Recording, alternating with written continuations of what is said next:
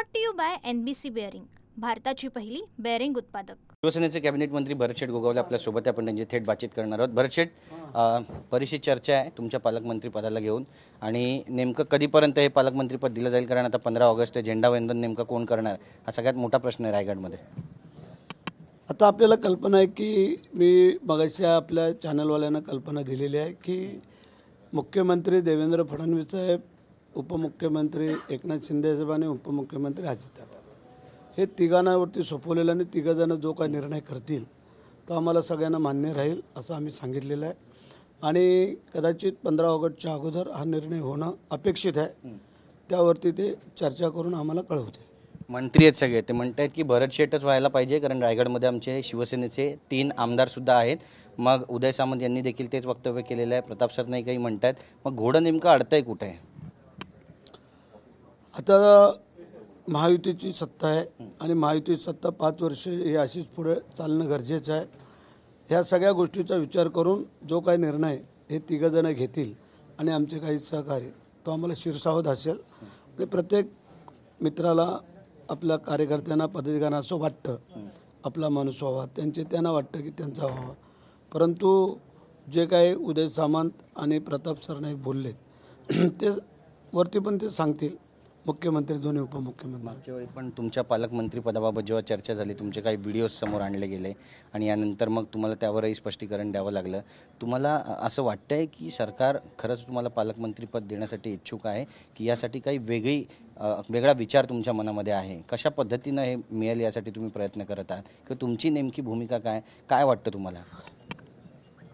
वेगळा विचार आणि आचाराचा काही प्रश्न येत नाही आहे, कारण आमचे नेते एकनाथ शिंदे साहेब आणि ते त्याचप्रमाणे मुख्यमंत्री देवेंद्रजी, उपमुख्यमंत्री अजितदादा यांच्यावरती ज्यावेळेला आम्ही ही बाब सोपवलेली आहे तेव्हा ते योग्य निर्णय घेतील, त्यामुळे वेगळा विचार करण्याचा काही प्रश्न येत नाही। सध्या पालकमंत्री पदासाठी स्टे देण्यात आलेला आहे, स्थगिती आहे, आणि याबाबत तुमचं मुख्यमंत्र्यांशी किंवा पक्षाचे जे वरिष्ठ नेते आहेत, एकनाथ शिंदे जे आहेत, त्यांचं मुख्यमंत्र्यांशी काही बोलणं झालं आहे का? कारण आता सर्व मंत्री मिळून देवेंद्र फडणवीस यांच्याकडे जातील, एक गळ घालतील त्या ठिकाणी की पालकमंत्रीपद तुम्हाला द्यावं, असं सुद्धा म्हटलं जात आहे।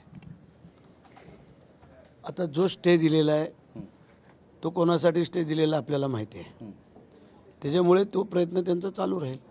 आणि जे काही आमचे सहकारी मित्र आहेत, सगळे मंत्री, त्यांची सगळ्यांची इच्छा असू शकते की रायगडचं पालकमंत्रीपद भरतशेठला मिळावं, ही जी काय त्यांची इच्छा आहे ती काही गैर नाही ना, चुकीची नाही, त्यामुळे ते प्रयत्न करतील। पण राष्ट्रवादीसुद्धा आक्रमक आहे, राष्ट्रवादी म्हणते की आमच्या कोट्यात आहे त्यामुळे आम्हालाच हवं आहे। मग महायुतीमध्ये समन्वय आहे की नाही, असा पण प्रश्न या निमित्तानं उपस्थित केला जातो आहे। असा काही समन्वयाचा आणि ह्याचा काही प्रश्न येत नाही आहे, हे पदाचा प्रश्न आहे, आणि तो आम्ही मगाशी सांगितलं, हे तिघांवरती सोपवलेलं, तिघं जो निर्णय करतील तो आम्हाला मान्य। आज उपमुख्यमंत्री दिल्लीत जात आहेत, त्या संदर्भात काही बोलणं होईल, चर्चा होईल असं वाटतं तुम्हाला? नाही, ते आम्ही कधी काही विचारत नाहीत, कशाला गेलेत, काय काम आहे किंवा काय नाही, हे नेत्यांना शक्यतो आम्ही विचारत नसतो। नेते जे काय जातील करतील ते योग्य आणि चांगलं करतील, याबद्दल दुमत नाही। पण याबाबत राजकारण सुरू असं तुम्हाला वाटतं? खरंच वाटतं की पालकमंत्री पदाला घेऊन महायुतीचंच राजकारण सुरू झालं आहे? नाही, असं काही नाही आहे, कुठं काय तुम्हाला असं वाटतं? हा, ते बाब वरिष्ठ ठरवतील त्यावेळेला।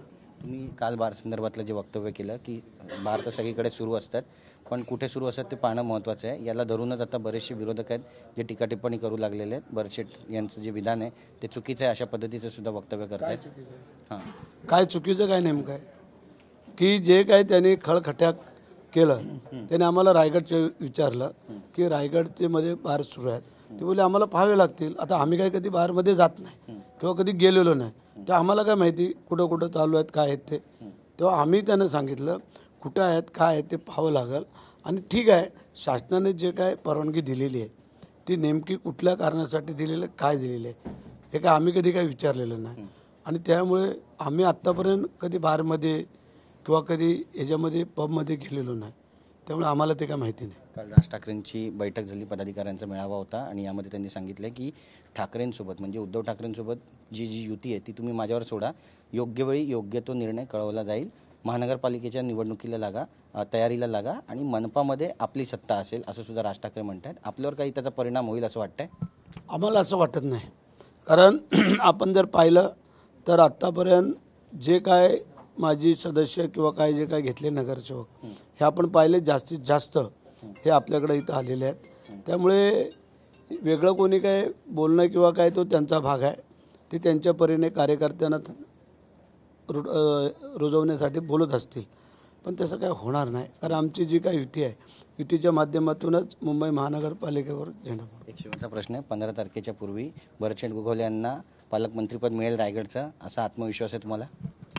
आत्मविश्वास आहे म्हणून ते एवढे दिवस चालले, लक्षात आलं का?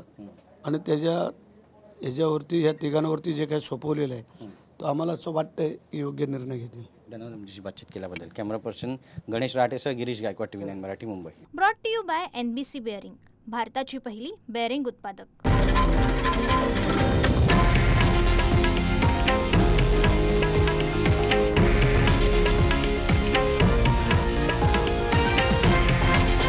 हे आहे देशातील नंबर 1 न्यूज नेटवर्क आणि आपण पाहत आहात TV9 मराठी, एकमेव.